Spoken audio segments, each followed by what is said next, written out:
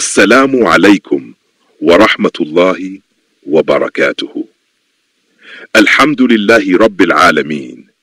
Nahmaduhu wa nasta'inuhu wa nastaghfiruhu wa na'udzu billahi min syururi anfusina wa sayyiati a'malina.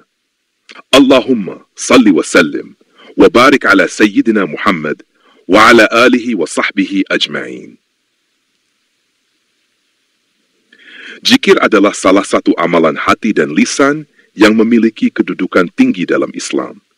Melalui zikir, seorang hamba menyambung hatinya dengan Allah Subhanahu wa Ta'ala.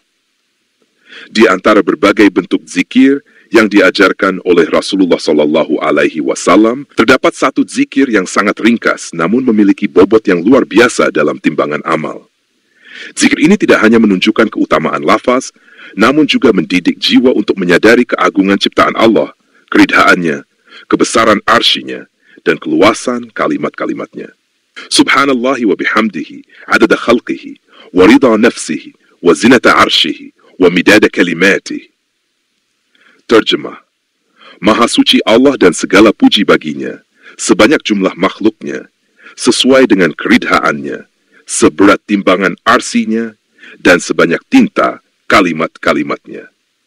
Dalam hadis yang diriwayatkan oleh Imam Muslim disebutkan, Nabi Muhammad Shallallahu Alaihi Wasallam keluar dari rumah Juwairiyah pada pagi hari setelah syalat subuh, sementara ia sedang duduk di tempat syalatnya.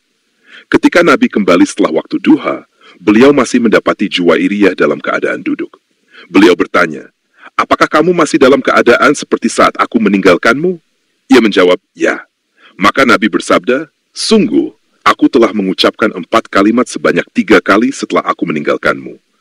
Seandainya kalimat-kalimat itu ditimbang dengan semua yang telah kamu ucapkan sejak pagi, niscaya kalimat-kalimat itu lebih berat."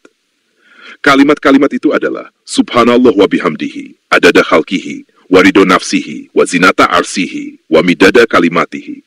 Maha suci Allah dan segala puji baginya, sebanyak jumlah makhluknya, sesuai dengan keridhaannya, seberat timbangan arsy-Nya, dan sebanyak tinta untuk menulis kalimat-kalimatnya.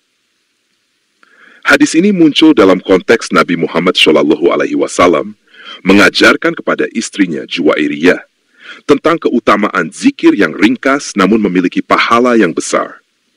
Juwairiyah dikenal sebagai seorang yang rajin beribadah. Dan Nabi Shallallahu Alaihi Wasallam memberikan contoh bahwa dengan mengucapkan zikir tersebut 3 kali, seseorang dapat memperoleh pahala yang lebih besar daripada zikir panjang yang dilakukan dalam waktu lama. Penjabaran dan contoh pertama, Subhanallah wa bihamdihi maknanya adalah menyucikan Allah dari segala kekurangan dan memujinya.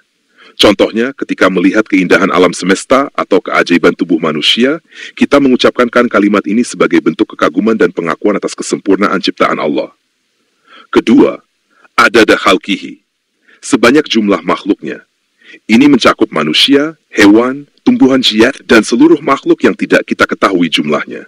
Contohnya, saat kita melihat lautan penuh ikan atau langit yang luas dengan bintang tak terhitung, kita menyadari bahwa pujian kepada Allah tidak terhitung jumlahnya. Ketiga, waridho nafsihi, sesuai dengan keridhaannya. Artinya, zikir ini diucapkan dengan niat yang ikhlas, hanya untuk mencari keridhaan Allah, bukan karena riya atau ingin dipuji. Seorang guru yang mengajarkan ilmu dengan sabar dan ikhlas adalah contoh orang yang beramal untuk ridha Allah. Keempat, wazinata arsihi, seberat timbangan arsinya. Arsy adalah makhluk Allah yang paling besar dan paling berat. Zikir ini menggambarkan bahwa pujian yang kita ucapkan begitu berat dan agung hingga sebanding dengan beratnya arsy. Ketika kita menyadari kebesaran Allah dalam setiap urusan hidup, kita bisa menghayati makna bagian ini. Kelima, wa midada kalimatihi, sebanyak tinta untuk menulis kalimat-kalimatnya. Ini menggambarkan keluasan ilmu dan kehendak Allah. Sebagaimana firman Allah dalam Al-Quran, bahwa jika lautan menjadi tinta untuk menuliskan kalimat-kalimatnya, maka lautan itu akan habis sebelum selesai menuliskannya.